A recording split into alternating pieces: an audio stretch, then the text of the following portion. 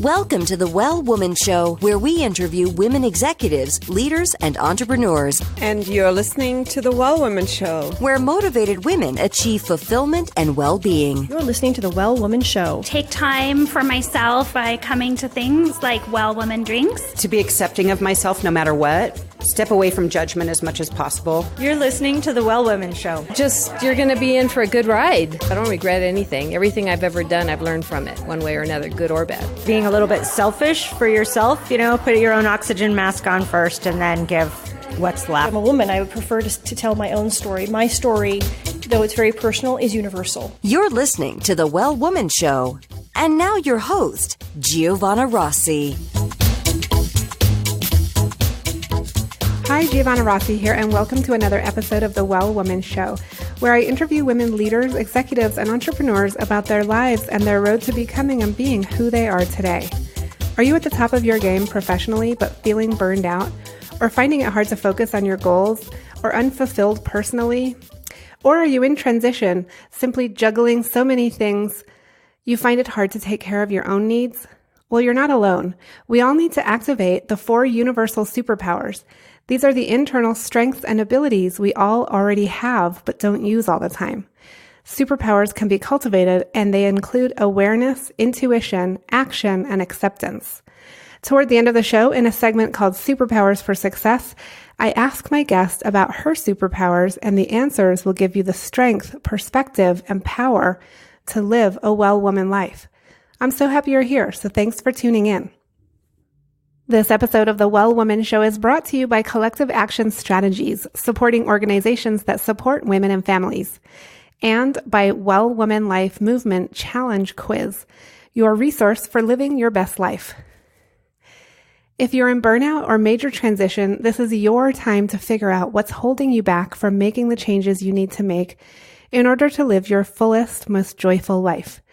The cause of all of our challenges, personal or professional, can actually be rooted in the lack of internal superpowers and or external supports. Our Well Woman Life framework tells you which stage of the Well Woman life cycle you're in and what to do about it so you can truly live your best life.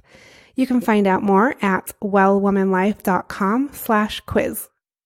I'm so thankful for support from Natural Awakenings magazine in New Mexico, a monthly green, healthy lifestyle publication, and for support from High Desert Yoga, promoting optimum physical health, clarity of mind, and spiritual inspiration for all. Hello, and welcome to the Well Woman Show. If you're new here, I want to give you a very warm welcome and definitely let you know that if you are in transition or in burnout or really wanting to improve your leadership or your personal life or all of the above, you are in the right place. And I want to encourage you to join us in our free Facebook group where we talk about all these topics in more depth and support each other. That's at wellwomanlife.com/Facebook. And today's topic is how to communicate to show confidence in the workplace. Have you ever said something in a meeting and someone else basically says the exact same thing and gets credit for it? Repeats your idea, and then everyone says, "Oh, that's a great idea, Jim." Or you keep being interrupted in meetings or discussions. It's time to claim your space, well, women. Stand your ground. Say your piece. We're socialized to politely defer to others because what we're saying couldn't be that important, right? Well, that's wrong. And or we make a statement that sounds like a question. It's so easy to give away our power and confidence. But you know what? It's also easy to claim it. On today's show, we're going to talk about this with my guest, Andie Kramer. And we dig deep into this at the Well Woman Superpower Retreat, which is in September. So if you're interested in that, there's still some tickets left. You need to get on it. You go to wellwomanlife.com/retreat 2018. And my guest, Andie Kramer, is co-author of the book Breaking Through Bias: Communication Techniques for Women to Succeed at Work. She's also the co-author of What You Need to Know About Negotiating Compensation, as well as over 150 articles and blog posts on promoting diversity and overcoming gender stereotypes and biases. So on the episode today, we're going to talk about tips on how to avoid being interrupted in meetings and discussions, how to project power by claiming your seat at the table, and how to say no to projects that don't advance your career or don't align with your goals. The free giveaway today is Avoiding Interruptions. It's a tip sheet and it's available at wellwomanlife.com/130show. Now to my interview with Andie Kramer. I'm speaking today with Andie Kramer. Welcome to the program, Andie. Thank you so much. I'm very glad to be here. So I want to start by asking you, we heard in the introduction about your bio and your background, but and we'll get into some of that. But I wanted to ask you, what are you working on and how does it impact women's lives and well-being? Well, I'm working on a second book, which is about women working with women at work and how to overcome some of the negative stereotypes and the biases at work there. And I do a lot of speaking and coaching. And so I spend a very good part of my time on trying to figure out ways to help women advance in gender-biased workplaces, which unfortunately most of them are. Okay, yeah, let's talk about that because I think that's something that people sort of know, but like, can we break it down? And so what are some of those negative biases that exist still that need to be overcome?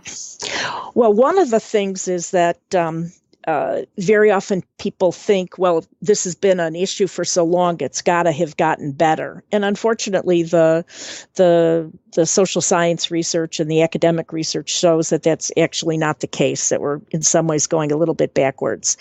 But there's a bias that everybody has, which is to be what's referred to as affinity bias, which is the sense of, well, if you're like me, then you're going to be okay. And I want to have people like me around me. And so obviously in the workplace where even in gender mixed organizations, as a general rule, it tends to be men at the top. They tend to favor other men and they don't have a clue that they're doing that.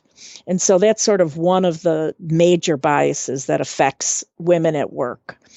Another one is the gender stereotypes that we have, which suggests that men are leaders and assertive and aggressive and unemotional and going to get the job done. And the stereotypes that we hold about women is that we're communal, which comes from the word community, and it means we're concerned about others and emotional and modest. And so if you put those stereotypes to work in an office setting, in a business, in any kind of a workplace, the expectation is that the men are the ones who are going to take charge and get things done, and the women are going to be great on the library committee, but not really the one who's making the make it or break it decisions for the organization. And so that's one issue that has to be overcome for women to succeed in the workplace. And because it's not just men, but women who hold these stereotypes too, then we need to be aware of them and be on the lookout, basically. And so do you think that the stereotypes sort of basically confirm or make sort of manifest that behavior to happen? So a woman that would not normally act like that because of the gender stereotypes and the beliefs around her, she does start acting like that? She can hold herself back because she can believe that, well, this isn't really the right job for me. This isn't really the right career for me. I'm not going to raise my hand for this project because maybe it's not really the right project for me. And so women can hold themselves back as well as men and women holding other women back. And so it is sort of on top of it, you were suggesting a piece which is really called confirmation bias, which is that other people assume that you're going to be a particular way. And so because of their assumptions, that's what they see, so that they confirm what they believe about you. And the other parts, the strength that she might have, the confidence that she might have, the competence that she might have, they may overlook that because she comes across as soft-spoken or modest or something that confirms for them, oh, well, obviously she's not the right person for this important project. Okay, so we're talking a lot about gender, which is a social construct. Where does biology come into this? Like, what are the actual biological differences between men and women that might show up? Well, it turns out that there's a big debate raging as between those people who say that it's all biological, basically, that it's nature, and the other side, which is that it's all nurture. It's all the way we grow up. My own take on it is that it's probably a combination of both, but a lot of it is really socialization and the social construct. Because if we look at men and women and the characteristics and the behaviors of men and women, if we view it sort of as a bell curve, the curve for women and men kind of overlaps and looks pretty similar. So that we're going to have more men whose behaviors are similar to women, then we're going to have, we can have some women being totally unsimilar to other women and some men totally unsimilar to other men. So it's really looking at characteristics and behaviors that we all have, but trying to figure out how to use the ones to that'll help us advance in our careers. Okay, so the stereotype that men are, more leaders, they're unemotional, and the stereotype that women are more, emotional and collaborative and community oriented. Are we actually trying to teach women to be more like men, or are we saying, be who you are, and maybe men need to have some more of that in them as well? Well, I think that it's kind of a combination as well there, because the reality is that I would not be ever suggesting that a woman should be more like a man. She should be more like herself. Mm-hmm. It's just that in situations where we're confronted with people who have fixed habits, stereotypes, biases about how we're supposed to behave, we have to figure out how we can get what we want from them. Mm. And so we could approach them and say, I am who I am, take me the way I am, and, respect me the way I am. Or we could say, how can I get what I want from this person?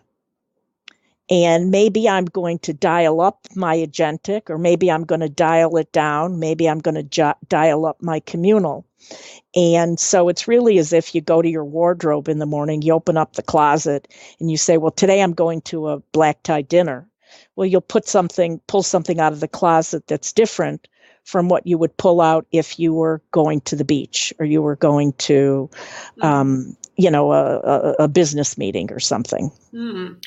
Okay. And what do you think about the idea that men could actually do better, and everybody might do better if men also looked at the, array of sort of ways that they could behave in the workplace and take on more of the collaborative, maybe quote unquote feminine characteristics in the workplace?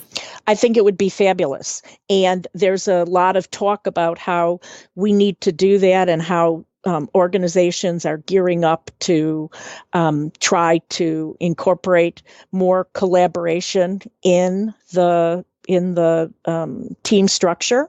And so I'm not suggesting in any way that shouldn't be a two-way street. In looking at what women can do, it's more of a, what can I do today, given the fact that I'm going to be dealing with people who have these biases? and what can I do to advance in my career today? So it's really, there's multiple trains leaving the station at the same time. There's what women can do today in a gender-biased workplace. There's what organizations need to do to take the bias out of the evaluation process so that women get a fair shake and get evaluated the same, and get the same opportunities as men. And then men at the same time can be better allies to help women advance, but also to acknowledge the different characteristics that they have and how they can, by being more collaborative, that could go a long way in advancing their organizations, both their goals, their culture, and their bottom line. Okay, and I'm speaking with Andie Kramer. She's the author of Breaking Through Bias, Communication Techniques for Women to Succeed at Work. And I know, Andie, that you have a few tips for us that I'd like to ask you about. You talk about verbal and nonverbal communication tips to show confidence and competence in the workplace. Can you share some tips with us? Absolutely. One of the things that happens is that when we're feeling uncomfortable, we may not demonstrate the confidence or the competence that we have. And so a number of things can be done from a nonverbal standpoint. Throw your shoulders back.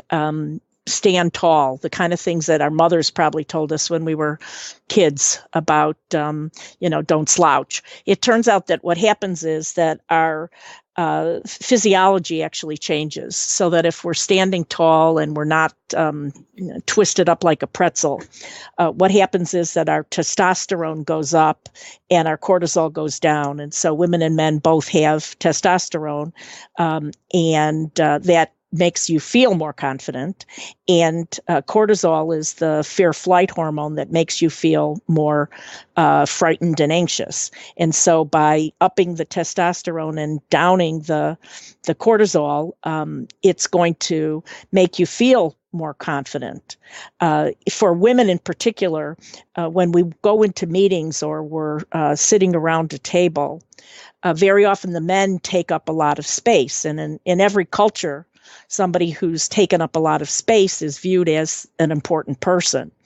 And so women, we're the first ones when the table fills to squish closer together, to offer our seat to somebody who comes in. And so one of the suggestions about showing your confidence and claiming your seat at the table is to take up your fair share of space and don't be the first person who gives it up. That's such a good one, because I think you're so right. I think just in thinking about not giving up your chair, I think a lot of women would feel like that was rude. Exactly. And so one of the tricks is to look around and see. Very often the men will have in the old days, they'd have their suit coat on a second chair, but now they might put their jacket or their sports coat or, whatever, their briefcase on the second chair, their backpack. And so instead of offering to give up your own seat, there could be a little gentle pressure put on people who have two seats to give their seat up, or to suggest that everybody shift down to the left or to the right. So you do it in a way that doesn't put any pressure on the other person to make them feel like they have to, defend their honor. But there are ways to make room for other people without giving up your own space. Yes. And this is such a good tip. And it's so, it can be so subtle, and it can happen in a flash of a moment. And you have to be really prepared to stand your ground there. Do you have I know you have a couple of other tips.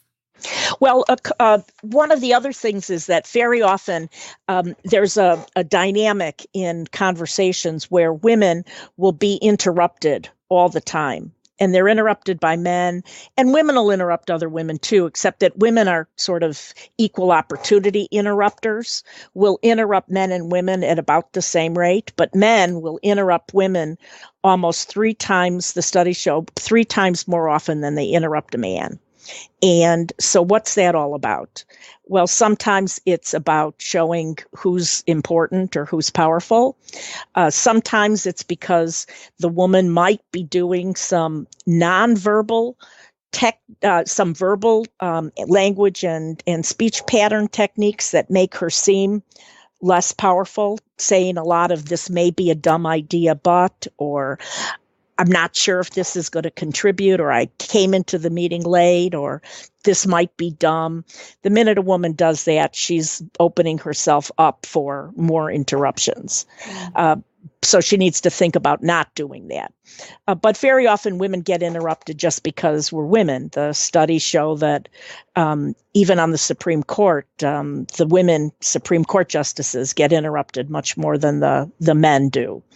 And we see that in Congress as well. And so what can you do about it? Well, I say something brilliant, and then 5 minutes later, Fred says exactly the same thing.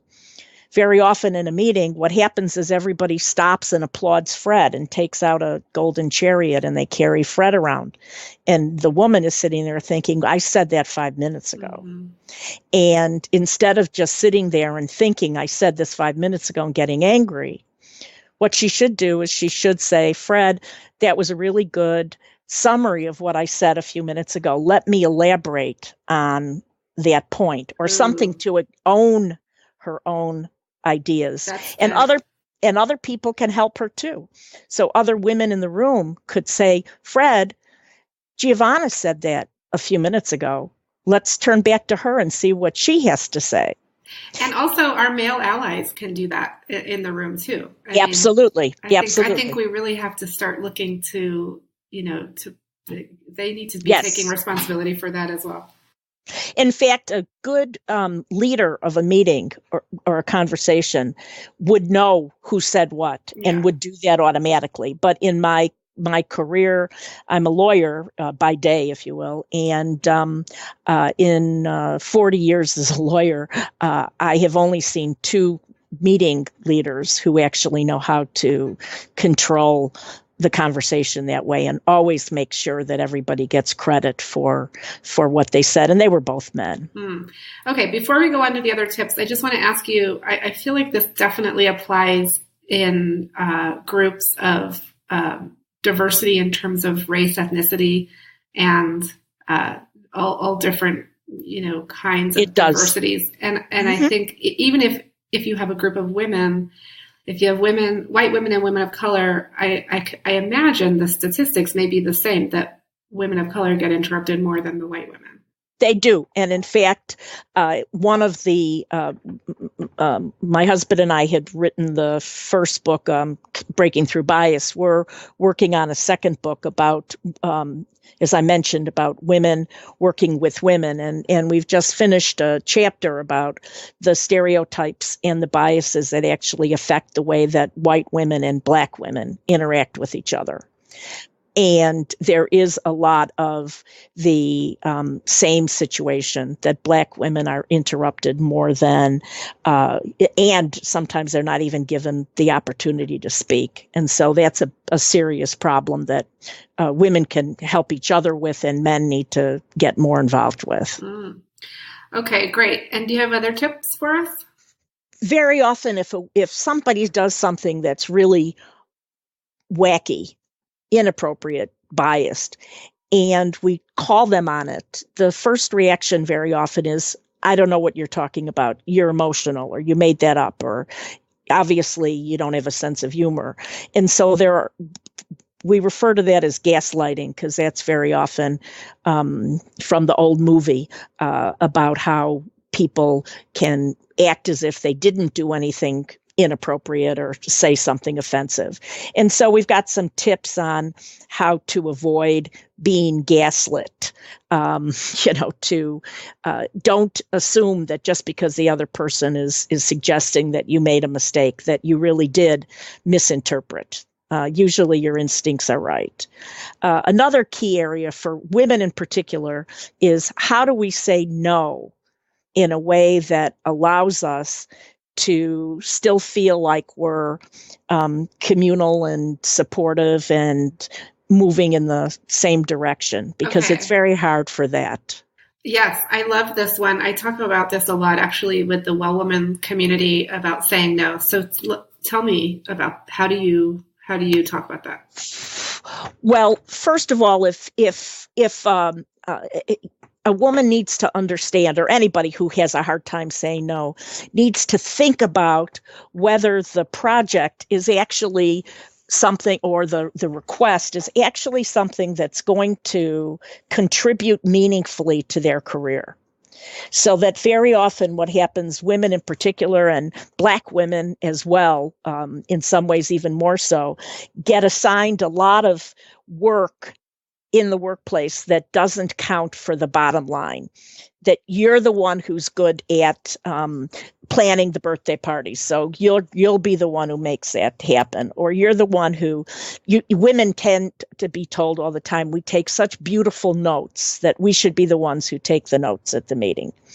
And so if we're getting asked to do all of these things, which may be valuable, but may not advance our career, and the men who we're going to be compared against for compensation and promotion are not being asked to do these things, then we need to figure out ways to say no. And one trick that is very effective is if somebody's asking you to do something and it's more than just a couple of minutes, instead of saying yes right away, which is what her instinct might be, that maybe she should say something like, I'll have to get back to you, or I don't think my plate's full, but I'll circle back. Something to give her a chance to break the cycle of saying yes immediately. Mm-hmm. She would not want to lead the other person on to believe that she's going to do it and then come back to them the next morning and say, can't help you. Obviously, that would be a mistake.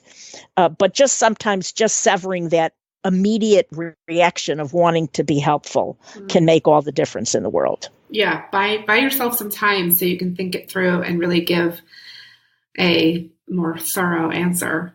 Mm-hmm. That's what you need to do. And even just a minute can be enough to give you the power, the strength to remind yourself, is this going to be a project that's going to advance my career, or is this really something that it's somebody else's turn? Yeah. And I think we can apply that to all areas of our lives. I certainly talk about it that way in terms of, does this help me meet my goals personally, professionally, right. Or whatever?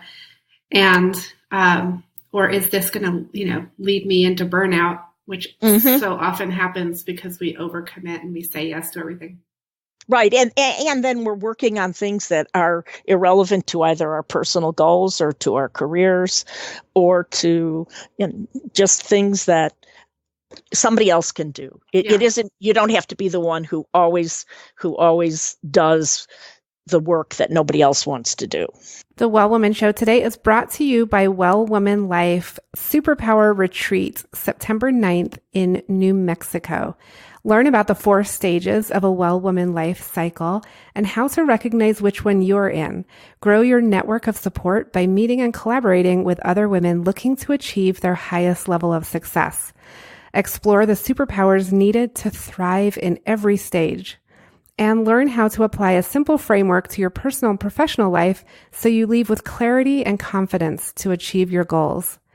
You'll leave with an articulated vision for your life, an understanding of your unique superpowers, and tools to address the challenges in your personal and professional life.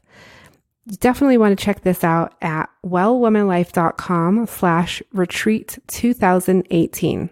Okay, and we're going to move into the Superpowers for Success segment here, Andie. Thank you for sharing those tips. I also am interested, though, before we do that, in your serving as the board chair of the Women's Leadership and Mentoring Alliance. Can you talk about what that is?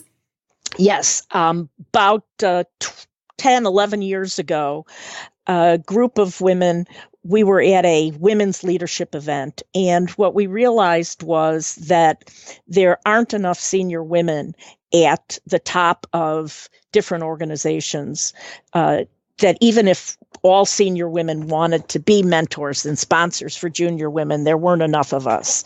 And so we started, three of us started WILMA, the Women's Leadership and Mentoring Alliance. And what it is it's an organization that tries to provide leadership opportunities for women, as well as a mentorship program where we handpick mentors to go with mentees, which is very different from the way that most mentorship organizations, I just kind of randomly assign people.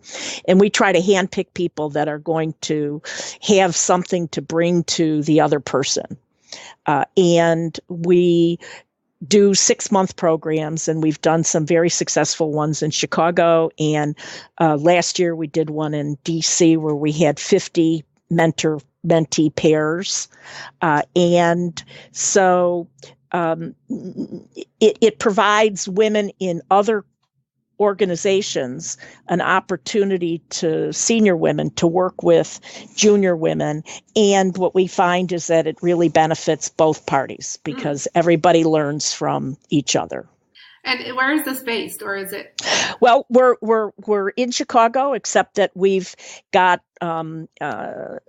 groups, and we've done programs in LA and New York and Washington, D.C., as well as Chicago. Cool. Okay, we'll link to that in the show notes too. And Andie, we're going into the segment called Superpowers for Success. So I want to ask you a few questions here. Sure. To wrap up the show. What does success in life mean for you? Well, for me, I think it probably means an opportunity to follow my passions, which are helping women in various sorts of ways. So the stuff that we've already talked about is part of it. But I have a jewelry business where I make jewelry for, and the proceeds and profits go to charities that help women and children. And so it's a way of getting my left brain and my right brain active and I try to source beads from women or beads that are made by women. So that's a fun thing that if I can do beads and work on my book or do a speech or something, that's really success for me. Okay. And then do you also have a law practice, you said? You still have a law practice? I do. That's my day job. Wow. So that's a lot. Do you have a personal life? Yes, I do. In fact, my husband and I just rescued our third dog on Sunday. So we have 3 rescue dogs and 4 rescue cats, as well as a child. Our daughter's just finished medical school. So, yeah, I'd say I do. Oh, we just got a new rescue dog a few weeks ago. Okay. Yeah, and I have little kids, so they're just in heaven. They love having a new puppy around. Absolutely. How old is the pup? Well, she is a year, so she's not brand new, but definitely still a puppy. The one we rescued, he's a year old as well, so. Aww. He knows how to at least sit, and our other dogs are older and they're thinking, what is going on here? Right. At least your kids are like, oh, wow, something to play with. Yeah, they love it. So, Andie, when did you know that you were really good at what you do? When I actually could see some tangible results. When people started to say to me the self-evaluation do's and don'ts that I wrote up have helped me get a promotion or helped me get a raise or whatnot. That's really when I could tell, I think I got this figured out. Yeah. So, I mean, that's definitely something that we all look for, is that external validation or those tangible results, like you said. And I also think that there's a time when we just know internally within ourselves that like we've really got this. Mm-hmm. Mm-hmm. When did that happen for you? Well, it probably started when I served on my law firm's compensation committee the very first week when I was looking at self-evaluations, and I could see that the ones that were written by men talked about how great they were and how they rescued damsels in distress and how they single-handedly saved the client $500 million.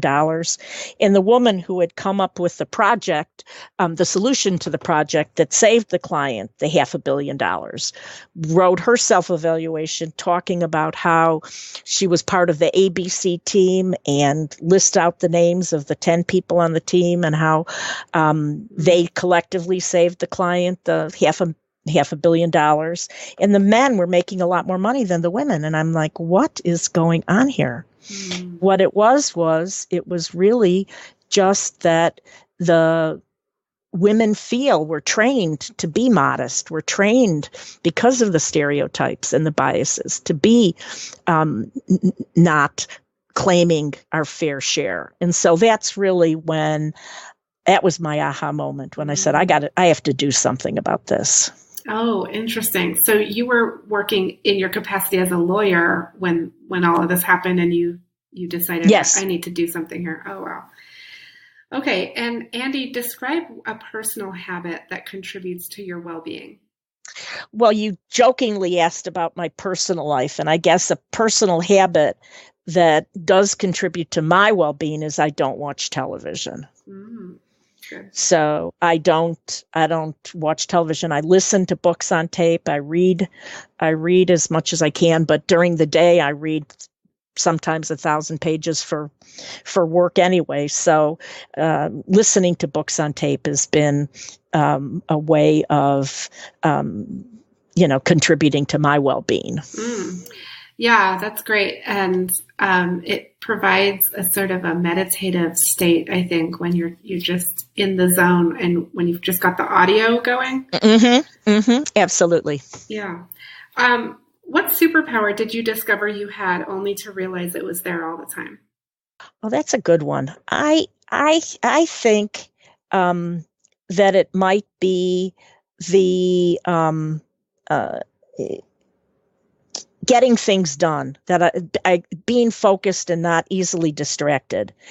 I never really could figure out how I would get stuff done and what it was. And I thought, oh, well, it's got to be because I'm working so hard or I'm, whatever. And I realized, no, it's just that if you can just stay focused on what it is that you're trying to accomplish and you're not going to be easily distracted, then actually that's a pretty special superpower. Yeah. And what advice would you give your younger self, say 20 years ago? I think that I would say don't take yourself too seriously and laugh. A coping sense of humor can go a very long way. And I think that all of our younger selves could benefit from knowing that perfection is overrated. We don't need to take everything perfection so seriously. And if we can laugh at things that are, unpleasant things that are thrown at us, not goofy laugh or not be a stand-up comic, but just get some resilience in having a sense of humor, that would go a very long way. Awesome. That's great. Do you identify as a feminist? Yeah, absolutely. I certainly do. I don't view it as a bad word. I think it's a wonderful word. And I think that it's gotten a bad rap lately. But yes, I would clearly call myself a feminist, and I would call my husband a feminist as well. And what does that mean to you? That means that women should get equal opportunities. We should be paid the same for what we do. We should be treated with the same seriousness as men do. That medical studies should study women as well as men.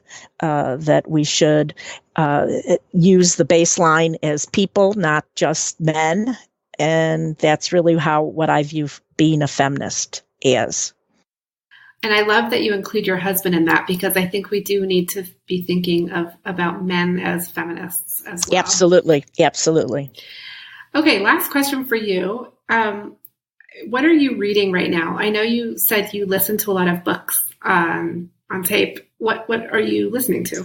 Okay, well, I alternate between sort of serious history books and mostly mystery things. And just finishing up, Deanna Rayburn has a Victoria Speedwell series. And I didn't realize this, that I think she's some sort of a romance writer, but that's not the series that the Victoria Speedwell series is about. A very independent woman in the 1860s who solves mysteries. And our daughter had bought these, there's a trilogy that she had bought for us for the holidays. And so I was just, we were just finishing up the third of the series. And apparently I looked last night, and there's a fourth one that came out or is going to come out next year if it's not out yet. Cool. So it's a lot of fun. And she's a total feminist in the 1860s. So. Okay, cool. We'll also link to that in the show notes. We love collecting book recommendations. Andie, it's been such a pleasure having you on the show today. Well, thank you so much. I've really enjoyed talking with you. That's it for our show today. Remember, if you need support to live your Well Woman life, head over to wellwomanlife.com/Facebook to join us. Our monthly live event, Well Woman Drinks, brings women together to share our successes and challenges as women, leaders, moms, aunts, sisters, and all the other roles we carry. If you'd like to attend a Well Woman Drinks near you, or if there isn't one in your city yet and you'd like to start one, email info@wellwomanlife.com. If you enjoyed the show, please take a moment and subscribe in iTunes and leave a review. This helps raise visibility, which is super helpful when it comes to producing the show every week. For feedback, comments, or just to let me know you were listening today, find me on Facebook, Twitter, and Instagram @WellWomanLife. I'm Giovanna Rossi for The Well Woman Show. Until next time, have a super powerful week.